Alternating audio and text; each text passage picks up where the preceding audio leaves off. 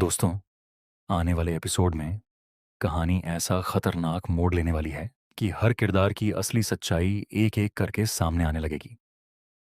अब तक जो लोग खुद को सबसे ज्यादा समझदार और चालाक समझ रहे थे, वही अपनी ही बिछाई हुई साजिश के जाल में फंसते हुए दिखाई देंगे। इस बार सिर्फ रिश्तों की परीक्षा नहीं होगी, बल्कि भरोसे, प्यार और विश्वास का भी ऐसा इम्तिहान होगा जिसका अंजाम पूरे टंडन परिवार की जिंदगी बदल देगा। कहानी की शुरुआत होती है शादी के जश्न से। पूरा घर रोशनी से जगमगा रहा है। हर तरफ संगीत, हंसी और डांस का माहौल है।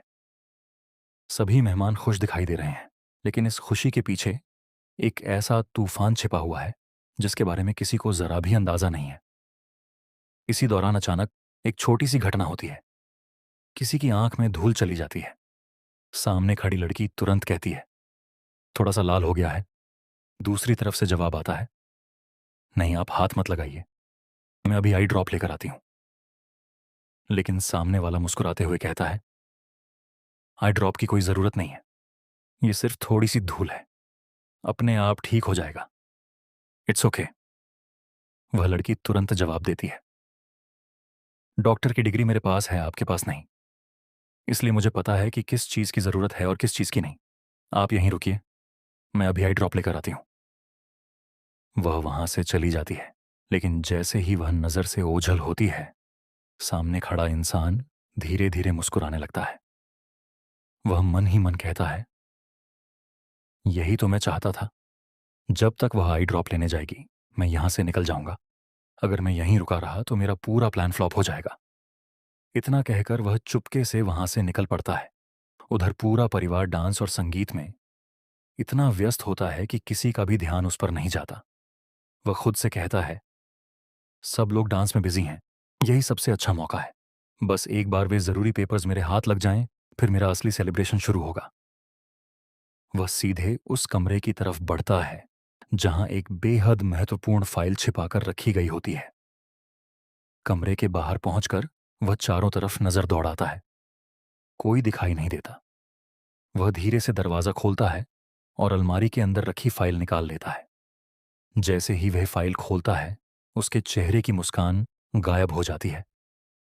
वह हैरान होकर कहता है, यह कैसे हो सकता है? क्योंकि उस फाइल में असली दस्तावेज थे ही नहीं। उनकी जगह सिर्फ खाली कागज रखे हुए थे।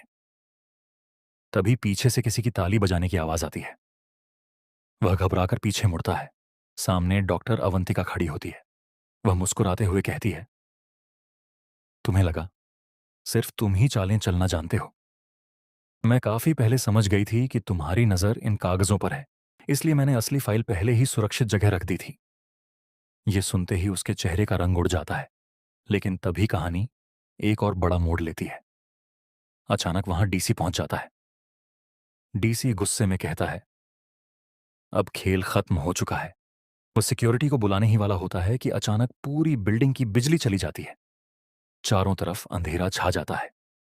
कुछ सेकंड बाद इमरजेंसी लाइट जलती है। लेकिन तब तक वह रहस्यमयी व्यक्ति वहां से गायब हो चुका होता है।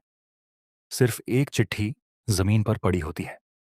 उस चिट्ठी में लिखा होता है, अगर सच जानना है तो बेसमेंट में आओ। ये पढ़कर सभी हैरान रह जाते हैं। डीसी, अवंतिका और परिवार के कुछ सदस्य तुरंत बेसमेंट की तरफ भागते हैं। जैसे ही वे वहां पहुंचते हैं, उनके सामने एक विशाल स्क्रीन अपने आप चालू हो जाती है। स्क्रीन पर कई पुराने वीडियो चलने लगते हैं। हर वीडियो एक नया राज खोल रहा होता है।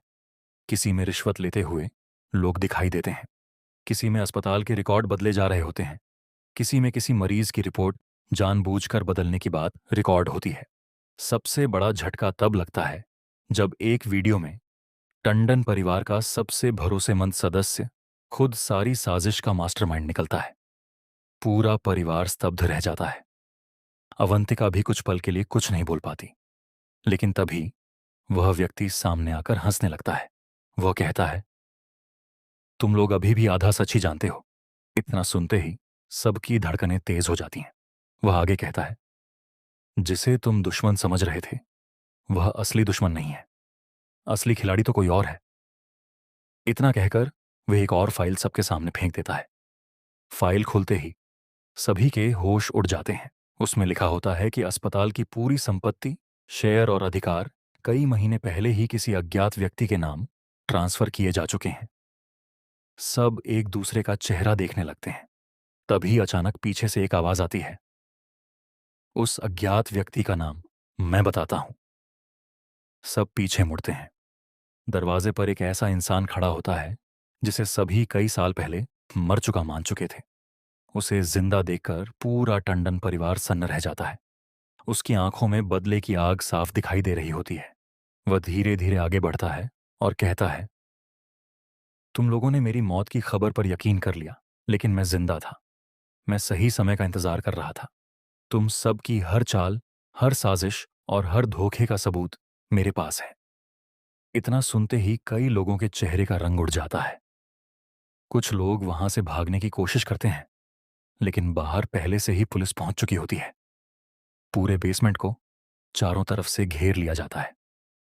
पुलिस एक एक करके कई लोगों को हिरासत में लेने लगती है। हर कोई सोचता है कि अब सब खत्म हो गया। लेकिन तभी आखिरी और सबसे बड़ा धमाका होता है। वह रहस्यमयी व्यक्ति मुस्कुराकर कहता है, तुम लोग अभी भी सबसे बड़े सच से अनजान हो। सब हैरानी से उसकी तरफ देखने लगते हैं। वह धीरे से कहता है, टंडन परिवार का असली वारिस वह नहीं है जिसे तुम इतने सालों से अपना बेटा समझते आए हो। अस्पताल में वर्षों पहले बच्चों की अदला बदली हुई थी।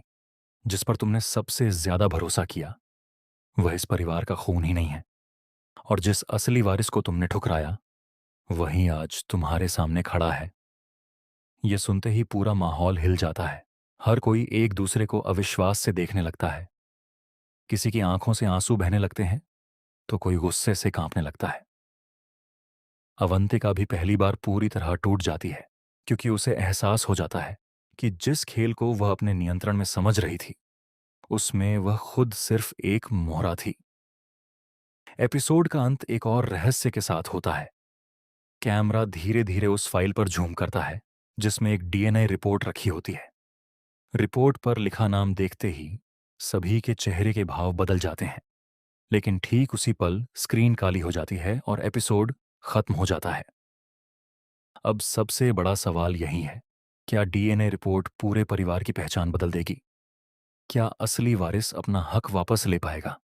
क्या अवंतिका अपनी आखिरी चाल चलेगी, या इस बार कानून और सच दोनों मिलकर उसकी हर साजिश का अंत कर देंगे?